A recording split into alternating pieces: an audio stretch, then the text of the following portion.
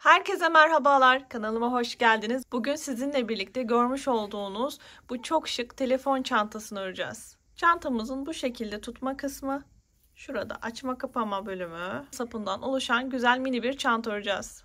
Çantamızın eni yaklaşık olarak 15 santim, çantamızın boyu da yaklaşık olarak 18 santim. Çantamızın sap uzunluğu 100 santim. Sizler kendi boy ölçünüze göre çanta sapının uzunluğunu ayarlayabilirsiniz. Çantamızın açma kapama kısmında böyle mıknatıslı aparatlar kullandım. Aynı zamanda kenarlarında da böyle çanta aparatları kullandım. Bunları çok rahatlıkla, çok uygun fiyata tuhafiyelerden temin edebilirsiniz. Çantamızı örmek için 2 milim kalınlığında makrome iplik kullandım. Ben tercihimi simli makrome iplikten yana kullandım. Sizler dilerseniz pamuklu makrome iplikle de çok rahatlıkla örebilirsiniz. Veya pamuklu amigurumi iplikleriyle de bu çantayı örebilirsiniz. İpliğime uygun olacak şekilde 3,5 milim yün tığı kullandım. Çantamızın detaylı anlatımına geçmeden önce hala daha kanalıma abone değilseniz abone ol butonundan direkt abone olabilirsiniz. Bu videoya beğeni ve yorumlarınızla destek olursanız da çok sevinirim. Hadi buyurun şimdi çantamızın detaylı yapım videosuna geçelim. İpliğimi parmağıma sardım. Öncelikle bir tane kilit işlemi yaparak başlıyoruz. İpliğimi sıkıladım. Şimdi bu noktada zincir çekiyorum. Toplamda 27 zincir örelim. 3, 4, 5, 6, 7. 27 adet zincir çektikten sonra ilk zincirimi atlıyorum. İkinci zincirimden itibaren örmeye başlayacağım. Yalnız burada dikkat. Tabanımızda ilmeklerimizin arası açık olmasın istediğimiz için zincirimizde arka kısımlarda gözüken arkadaşlar şu kısımlarından örmeye başlayacağız. Dolayısıyla ikinci zincirime batarken şu şekilde batmıyorum da arkadaki şu diş gözüken ilmeklere batıyorum. İlk ilmeğime battım. Bir tane sık iğne yaptım. Şimdi aynı ilmeğe 2 tane daha sık iğne yapacağım ve toplamda 3 sık iğne ile başlamış olacağız. Ve 3. Şimdi devam ediyorum. Bakın zaten gözüküyor arkadaşlar. Arka kısımda şöyle diş gözüken ilmeklere batacağız. Şimdi her bir diş gözüken bu ilmeğe bir tane sık iğne yapıyorum. Devam ediyorum. İlk sık iğnemi yaptım. Şimdi ikincisini yapıyorum. Üçüncüsünü yapıyorum. 4 5. Bu şekilde arkadaşlar zincirimizde tek bir ilmek kalana kadar devam edelim. Zincirimin sonuna doğru geldim. Bakın 3 tane arttırma yaptıktan sonra toplamda 24 adet sık iğne ördük bu arada da. Şimdi son kalan ilmeğime de 3 sık iğne birden yapıyorum. 1 2 ve 3. Şimdi zincirimin diğer kalan kısımdayım arkadaşlar. Şimdi burayı artık normal örüyoruz. Yani bakın şöyle batacağım. Normal bir şekilde batacağım. Hemen yanındaki ilmeğe batıyorum ve bir tane sık iğne yapıyorum. Bu ilmeği de, bu ipliğimi de aradan yürütüyorum. Bu şekilde her bir sık iğnenin karşısında gelen ilmeğe yine bir tane sık iğne yapıyorum. Sıramın sonuna kadar devam edeceğim. Evet, son sık iğnemi de yapıyorum. Ve bakın arttırmadan sonra, şu köşedeki arttırmadan sonra yine bu sırada toplamda bu kısımda 24 adet sık iğne elde etmiş oldum. Şimdi bitişi arkadaşlar ilk zincir çekerek başladığım kısmın tepe noktasına batıyorum. İlmeğimi aldım. Tığım arasındaki ilmekten geçirerek ilmek kaydırma yaptım. Dolayısıyla birinci sıramı tamamlamış oldum. Birinci sıranın sıra sonunda toplamda 54 adet sık iğne elde ettim. Başta zincirimizin üzerine sık iğneler yapmaya başlarken kullandığımız teknikle hiçbir açıklık belli olmuyor. İkinci sıradan devam ediyorum. Bir tane zincir çekiyorum ve tam dibine batıyorum. İlmeğimi çıkartıp sık iğne yapıyorum. Şimdi bu sırada arkadaşlar her bir sık iğnenin tepesine yine bu şekilde sık iğne yapıyorum. Hiçbir arttırma işlemi yapmadan bu şekilde sıra sonuna kadar devam edeceğim. Örerken bir yandan da şekil almaya başlıyor taban kısmı. Sıra sonuna doğru geldim. Şimdi arkadaşlar dikkat, bakın ilmek kaydırma yaptığım yere batmıyoruz. Toplamda 54 adet sık iğne olacak. İlmek kaydırma yaptığımız yerlere batarsak kontrolsüz arttırma yapmış oluruz. Şimdi son sık iğnemi yaptım. 54. sık iğnem. Hemen bakın zincir çekerek sık iğne yaptığım kısmın tepe noktasına batıyorum. Arkadan ilmeğimi aldım. Yine tığımın arasındaki ilmekten geçirerek ilmek kaydırma yaptım. Dolayısıyla ikinci sıramı da tamamlamış oldum. İkinci sıram çantamızda sık iğne sıralarımızın son sırasıydı. Hemen şöyle çantamıza da bakalım arkadaşlar. Bakın bu şekilde ilk sıralarda 2 sıra sık iğne ördük. Şimdi çantamızda modelimizi vermeye başlayacağız. 1 2 zincir çektim, tığımın üzerine aldım. Şimdi önden bir tane ikili trabzan yapacağız. Bu nasıl yapacağız? Hemen bakın, zincirimin dibindeki noktaya batıyorum. Şöyle tığımı geçiriyorum şu şekilde. Arkadan ilmeğimi aldım, uzattım. Tığımda 3 ilmek varken ilk ikisini diğer ikisini birlikte örerek ikili trabzan ördüm. Bir tane önden ördük. Tekrar tığımın üzerine alıyorum. Şimdi bakın arkadan öreceğim. Şu şekilde bakın şu noktaya battım. Tığımı şöyle geçirdim. Arkadan ilmeğimi aldım, uzattım ve ikili trabzan ördüm. Bu sefer de arkadan örmüş olduk. Şimdi bir tane daha arkadan öreceğim. Tekrar tığımın üzerine aldım. Bakın tığımı şu şekilde arkadan yerleştirdim. Bir tane diğer ilmekten ilmeğimi buradan geçirdim. Tığımda ilmek varken 2 defa da çıkarak ikili trabzan ördüm. Bakın dolayısıyla 2 tane de arkadan çalışmış olduk. Şimdi bu sırada modelimiz arkadaşlar bir önden ikili trabzan, 2 arkadan ikili trabzan yaparak ilerleyeceğiz. Tığımın üzerine aldım. Şimdi önden ikili trabzanımı çalışacağım. Hemen bakın ilmeğimi battım. Önden çalışacağım için önden battım. Arkadan tığımı geçirdim. Bir ilmek buradan aldım ve trabzanımı yaptım. Şimdi arkadan çalışacağız 2 tane. Tığımın üzerine aldım. Arkadan çalışacağımız için arkadan tığımı yerleştirdim. Bu şekilde ilmeğimi aldım, uzattım ve 2 defa da çıktım. Tığımın üzerine tekrar alıyorum. Bir tane de arkadan çalışacağız. Bakın arkadan tığımı yerleştirdim. Bir tane de diğer ilmekten ilmeğimi buradan alarak uzattım ve ikili trabzan yaparak bitirdim. 2 arkadan yaptım. Şimdi önden yapacağım. Önden battım. Bir tane de şöyle diğer ilmekten ilmeğimi çıkardım ve ikili trabzan yaptım. Bu şekilde arkadaşlar bu sırayı tamamlayalım. 2 tane arkadan trabzan, bir tane önden trabzan yaparak sıra sonuna kadar devam edeceğiz. Evet bakın sıra sona doğru yaklaştım. Şimdi en son 2 tane arkadan trabzan yapmıştım. Şimdi önden yapacağım arkadaşlar. Önden batıyorum. Bir ilmek de ilerisinden battım. İkili trabzanımı ördüm. Önden ördüm. Şimdi arkadan 2 tane çalışacağım. Arkadan battım. İlmeğimi çıkardım. İkili trabzan. Bir tane daha arkadan örüyorum. 2 tane de arkadan ördüm. Hatırlayalım. Sıramızın başında bir tane de önden örmüştük arkadaşlar. Dolayısıyla 2 arkadan trabzanla sıramızı bitirmiş olduk. Şimdi sıramızı bitirirken bakın 2 zincirle çektiğim kısım vardı. Bunun hemen tepe noktasını bulup bakın tepesine batıyorum. Arkadan ilmeğimi aldım. Tığımın arasındaki ilmekten geçirerek ilmek kaydırma yaptım. Dolayısıyla 3. sıramı da bitirmiş oldum. Modelimi de yavaş yavaş kurmaya başladım. Şimdi devam ediyorum. 4. sıradan 2 tane zincir çekiyorum. Tığımın üzerine alıyorum. Şimdi buraya dikkat arkadaşlar. Önden trabzan yapmıştık. Yine modelimizde arkadaşlar önden trabzanları her zaman yine önden örüyoruz.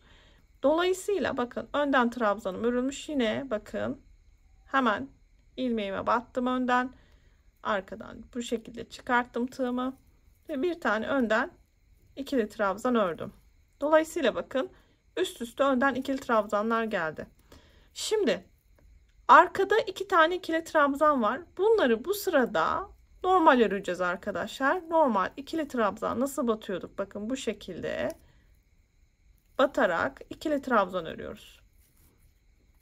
Devam ediyorum. Tığımın üzerine aldım. Bakın şimdi önden ikili trabzanım ne oluyor? Her sırada bakın önden örülen ikili trabzanları yine önden örüyoruz. Önden tığımı yerleştirdim. Ben şu şekilde çıkarttım ve ikili trabzanımı ördüm. Devam ediyorum. Şimdi arkadan ikili trabzanlarım var. Bunlar arkadaşlar normal bir şekilde ikili trabzan yapıyorum. Normal düz batıyorum. Tığımın üzerine aldım. Bakın şimdi önden ikili trabzanım. Ne diyorduk? Her sırada önden örülen ikili trabzanları yine önden örüyoruz. Şimdi 2 tane düz normal örüyorum. Arkadan ördüğümüz ikili trabzanları bu sırada düz örüyoruz. Şimdi önden örüyorum. Bu şekilde arkadaşlar 4. sıramızda da devam ediyoruz. Arkadaki örülen ikili trabzanları normal düz ikili trabzan, önden örülenleri önden örerek devam edelim. Evet, 4. sırada da sıra sonuna doğru yaklaştım. Bakın arkadaşlar. Şimdi önden ikili trabzanımı örmüştüm. Şimdi arkada örülen trabzanları normal düz trabzanlar olarak örüyorum. Ve şimdi bakın 2 tane düz trabzanı ördüm ve sıramı bitirdim. Bitişine dikkat. Buradaki ilmek kaydırma yaptığımız yere batmıyoruz arkadaşlar. Tekrarlıyorum. Normal bu sırada 2 tane trabzanımı ördükten sonra bitti. Toplamda da arkadaşlar önden veya arkadan veya düz hiç fark etmez. Her sırada bundan sonra toplamda 54 adet ikili trabzan olacak. Bu şekilde sayarak da kontrolünü sağlayabilirsiniz. Bakın dolayısıyla buraya batmıyorum ilmek kaydırma yaptığım yere. Bir üst sırada 2 zincirle başladığım noktanın tepe noktasını buluyorum. Arkadan ilmeğimi aldım. Tığımdaki ilmekten geçirerek ilmek kaydırma yaptım. Dolayısıyla 4. sıramı da bitirmiş olduk. Şimdi arkadaşlar aslında modelimizi kurduk. Bundan sonra ilerleyecek olan model hep bu şekilde devam edecek. Bakın kare kare ilerliyor. Bu karelerden toplamda 7 adet çalışacağız. Biz şimdi şu kısmını bitirmiş olduk. Şimdi aynı bu çalıştığımız 2 sıranın aynısını bir üst sırayı da öreceğiz. Modelimiz bu şekilde 2 sırada bir yenilenecek aslında. Şimdi aynı arkadaşlar bu işlemi buraya da yapacağız. Dilerseniz bir başlangıcını birlikte yapalım. Bakın 2 tane zincir çekiyorum. Üzerine alıyorum. Şimdi her zaman ne demiştik? Önden ördüğümüz ikili trabzanları yine önden öreceğiz. Hemen önden battım. Tığımı bu şekilde geçirdim. Ve bir tane ikili trabzan yaptım önden. Tığımın üzerine aldım. Şimdi arkadaşlar normal 2 tane ördüğümüz ikili trabzanlar var. Şimdi bunları da ne yapacağız? Arkadan öreceğiz arkadaşlar. Şöyle battım. İlmeğimi geçirdim tığımı. İlmeğimi alarak ikili trabzan ördüm. Tekrar üzerine aldım. Bir tane daha bakın. Bir sonraki ilmekten geçirdim ve ikili trabzan ördüm. Şimdi burada da bir önceki sırada düz ördüğüm ikili trabzanları burada arkadan örmüş olduk. Tığımın üzerine aldım. Şimdi bakın önden ördüğüm ikili trabzanım denk geldi. Yine bunu önden örüyoruz. Önden örülen ikili trabzanlar her sırada aynı şekilde arkadaşlar önden örülecek. Tığımın üzerine aldım. Bakın şimdi düz ördüğüm ikili trabzanlardayım. 2 tane var. Ne yapıyorum? Arkadan örüyorum bunları. Bu sırada bakın tekrar tığımın üzerine aldım. Bir tane daha. Tığımın üzerine aldım. Şimdi arkadan örmüştüm 2 tane. Şimdi önden öreceğim. Zaten önden ördüğüm ikili trabzana denk geldi. Bu şekilde arkadaşlar. Şöyle de diyebiliriz. Önden ördüğümüz ikili trabzanlar aynı şekilde önden örülüyor. Arkadan veya düz örülen ikili trabzanlar da bir önceki sırada düz ördüysek bir sonraki sırada arkadan örüyoruz. Bir önceki sırada arkadan ördüysek bir sonraki sırada arkadaşlar düz örüyoruz. Bu şekilde devam edecek. Bakın örgümüzde de zaten belli oluyor. Bakın şu çıkıntılar aslında arkadan örüldüğünü gösteriyor. Herhangi bir çıkıntı yoksa arada bakın düz örülüyor. Dolayısıyla bakın arkadan örülen trabzan, bu da düz trabzan. Bir arkadan bir düz, bir arkadan bir düz. Önden örülen ikili trabzanlarda her zaman önden örüyoruz arkadaşlar. Bu şekilde karelerden toplamda 7 tane olacak.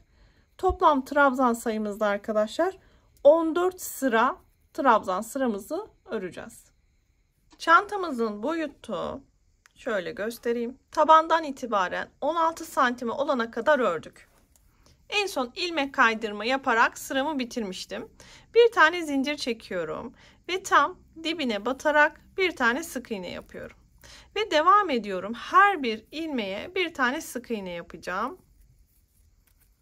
Bu şekilde sıra sonuna kadar devam edelim. Her bir ilmekte bir sık iğne olacak. Tüm sıra boyunca sık iğnelerimi tamamladım. Toplamda 54 sık iğne ördük arkadaşlar. Şimdi başta bir zincir çekip sık iğne yaptığım noktaya zincirin tepesine bakın batıyorum.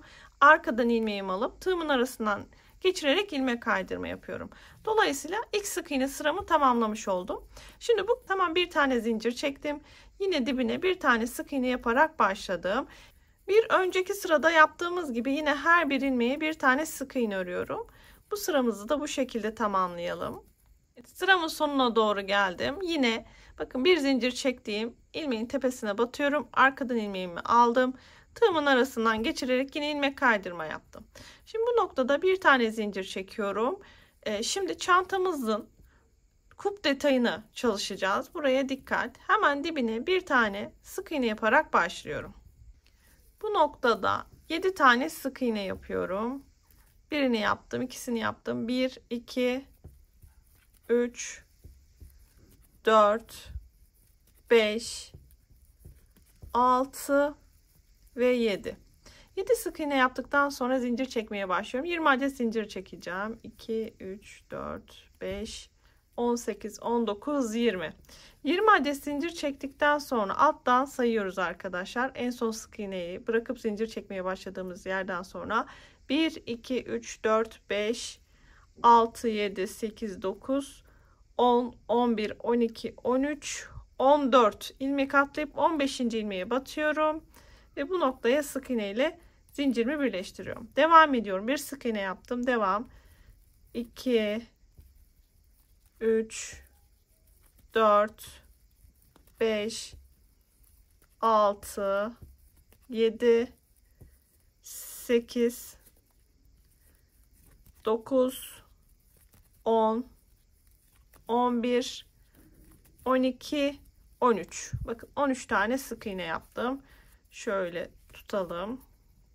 13 sık iğne yaptıktan sonra tekrar zincir çekmeye başlıyorum. Yine 20 adet zincir çekeceğim. 3, 4, 5, 6, 18, 19, 20. 20 adet zincirimi tamamladım. Yine alttan sayıyorum. 1, 2, 3, 4, 5, 6, 7, 8, 9, 10, 11, 12, 13, 14 ilmek atlayıp 15. ilmeğe sık iğne yapmaya başlıyorum. 1, 2, 3, 4, 5 ve 6 sık iğne yaptık arkadaşlar. Burada da 7 sık iğne yapmıştık. Dolayısıyla 13 sık iğneyi tamamladık. Şimdi bakın zincir yaptım ve sık iğne yaptım. İlk sıra başına geldim. Hemen buradan tığımı geçirdim. Arkadan ilmeğimi aldım. Tığımın arasındaki ilmekten geçirerek ilmek kaydırma yaptım. Dolayısıyla bu sıramı da tamamlamış olduk. Hemen şöyle gelin bakalım. Bir üst sıradan devam ediyoruz. Bakın şimdi zincirlerin üzerinde geçeceğiz. Bir tane zincir çekiyorum ve hemen dibine batarak bir tane sık iğne yapıyorum. 1, bakın 2, 3. Bu şekilde her bir ilmeğe aslında bir tane sık iğne yapıyoruz. Burada bakın 7 tane sık iğne vardı. Yine 7 tane sık iğne yapıyorum tepesine. Sonra zincirli olan kısma geliyoruz. Zincirlerin de her bir ilmeğine bir tane sık iğne yapıyorum. 20 tane zincir çektiğim için bu kısımda da 20 tane sık iğne yapmış olacağım aslında. Bakın yapmam gereken işlem hepsi bu arkadaşlar. Her bir ilmeğe ve kuptaki de her bir zincire bir tane sık iğne yaparak devam ediyoruz. Zincirimin üstünü tamamladım. Şimdi arkadaşlar aynı şekilde bakın hemen yine sık iğnelerin tepelerine de bir tane sık iğne yapıyorum yine. Bu şekilde çevreyi dönüyoruz. Aynı şekilde bakın buradaki zincirlerin üzerine de sık iğne yapalım. Bitişi birlikte yapalım. Evet, sık iğnelerini tamamladım bu sırada. Devam ediyorum arkadaşlar. Son sık iğnemi de yapıyorum. Ve sıramı bitirirken bir zincirle başladığım noktanın tepe noktasına batıp tığımın arasındaki ilmekten geçirerek ilmek kaydırma yapıyorum. Şimdi çantamızın ana kısmında son sıradayız. Bir tane zincir çekiyorum ve dibine batıyorum. Arkadan ilmeğimi aldım. Tığımın arasındaki ilmekten geçirerek ilmek kaydırma yapıyorum. Bu sırada arkadaşlar bütün yapmamız gereken işlemde ilmek kaydırma yapmak. Tığımı geçirdim, ipliğimi aldım. Tığımın arasından geçirerek ilmek kaydırma yapıyorum. Bu şekilde son sırada tüm çevreyi ilmek kaydırma yaparak dönelim. İlmek kaydırma yaparak tüm çevreyi bitirdim arkadaşlar. Bakın şimdi son ilmek kaydırmamı yaptım. Sıramın başına geldim. İlk ilmek kaydırma yaptığım yere battım. Arkadan ilmeğimi alıp tığımın arasından geçirdim. Yine bir ilmek kaydırma yaptım. Bir tane zincir çektim. İpliğimi şöyle sıkılayıp artık bu ipliğimi kesiyorum. Şimdi bu ipliğimi bir iğne veya tığ yardımıyla içeriden gizleyerek yürütelim ve ucunu bir çakmakla yakabilirsiniz. Şöyle göstereyim. Bakın çantamızın ana kısmını bitirmiş olduk. Şimdi çantamızın aparatlarını örmeye başlayalım. Çantamızın ağız kısmındaki aparatını yapmaya başlıyoruz. Öncelikle kilit işlemi yaparak başlıyorum. Kilit işlemi yaptıktan sonra devam ediyorum. Zincir çekiyorum. 16 tane zincir çekeceğim. 2, 3, 4, 5, 6, 7, 15, 16. 16 zincir çektikten sonra ilk zincirimi atlıyorum. İkinci zincirimden itibaren sık iğne yapmaya başlıyorum. Her bir zincire bir tane sık iğne yapıyoruz. Sıra sonuna kadar devam edelim. Sıra sonuna geldim. Toplamda 15 tane sık iğne yapmış oldum. Bir tane zincir çektim. Örgümü çevirdim. Ve dibine hemen bakın bir tane sık iğne yaparak yine bu sıramada başlıyorum. Her bir sık iğnenin tepesine yine birer tane sık iğne yapıyorum. Sıra sonuna kadar devam edeceğim. Bu sırada da 15 olan sık iğne sayımı koruyorum. Sıra sonuna geldim. Son sık iğnemi de yapıyorum. 15. sık iğnem. Tekrar bir zincir çekiyorum ve örgümü çeviriyorum. Hemen dibine sık iğne yaparak başlıyorum. Bu şekilde arkadaşlar istediğiniz ene ulaşana kadar bu işlemleri sık iğne yapmayı devam ediyoruz. Her bir sıraya başlarken bir zincirle başlayıp örgümüzü çevirip dibine sık iğne yaparak sıra sonuna kadar 15 sık iğneyi tamamlıyoruz. Sıra sonuna geldim. Bir tane zincir çektim. Örgümü çeviriyorum. Dibine yine sık iğne yaparak sıra sonuna kadar devam ediyorum. Sıra sonuna doğru yaklaştım. Benim için bu kadar en yeterli. Kaç sıra ördük arkadaşlar? 1, 2, 3, 4 sıra ördük. Şimdi en son sıra sonunda sık iğne yaptım. Şimdi devam ediyorum. Bakın şu uç kısımlarına da batarak sık iğne yapıyorum. Şöyle çevresini dönüyorum yani. Şimdi bu kısımdan devam ediyorum. Karşı tarafa geçiyorum. Şöyle çevresini buradan bir tur döneceğiz. Şöyle göstermiş olayım. Zincir çekerek başladığımız kısım arkadaşlar burasıydı. Yani bu kısma da böyle birer tane sık iğne yaparak devam ediyoruz. Evet, zincirimin sıra sonuna doğru yaklaşıyorum. Bakın son kısma da battım. Sık iğnemi yaptım. Şimdi dikiş için uzunca bir iplik bırakıp İpliğimi bu noktada kesiyorum. Açma kapama kısmındaki bu parçasını da tamamlamış olduk. Şimdi çantamızın açma kapama kısmında şöyle bir mıknatıslar yerleştireceğiz. Bunları tuhafiyelerden çok rahatlıkla temin edebilirsiniz. Bu aparatımızın bir tanesini çantamızı bu aparat ördüğümüz kısma dikiyoruz. Diğerini de arkadaşlar çantamızın ön kısmına ortalayarak dikişini sağlıyoruz. Çantamızın sap kısmıyla devam ediyorum. Dikiş için bir miktar uzunca bir iplik bırakıyorum kenarında başlangıçta. Daha sonra bir tane kilit işlemi yapıyorum. İpliğimi sıkılıyorum. 1, 2 tane zincir çekiyorum. Örgümü şu şekilde çeviriyorum. Birinci değil de ikinci zincirimin arkasında kalan şu ilmeğe batıyorum. Arkadan ilmeğimi alıp hafifçe uzatıyorum. Ve tığımdaki ilmek varken ikisini birlikte örüyorum. Tekrar örgümü şu şekilde çeviriyorum. Şimdi şu arkada kalan kısım var bakın. Örgümün kenarında kalan şu kısma tığımı yerleştiriyorum. Arkadan ilmeğimi alıyorum. Tığımda 2 ilmek varken ikisini birlikte örerek sık iğne yapıyorum. Tekrar örgümü çeviriyorum. Bakın şimdi ikisini birlikte alacağım. Kenarda kalan şu kısımları alıyorum. Arkadan ilmeğimi çıkardım. Hafifçe uzatıyorum arkadaşlar. İkisini birlikte örüyorum. Çevirdim. Bakın kenarda kalan şu 2 ilmeği aldım. İlmeğimi geçirdim. Tığımda 2 ilmek varken sık iğne yaptım. Bu şekilde kordonumuzu istediğimiz uzunluğa gelene kadar örelim.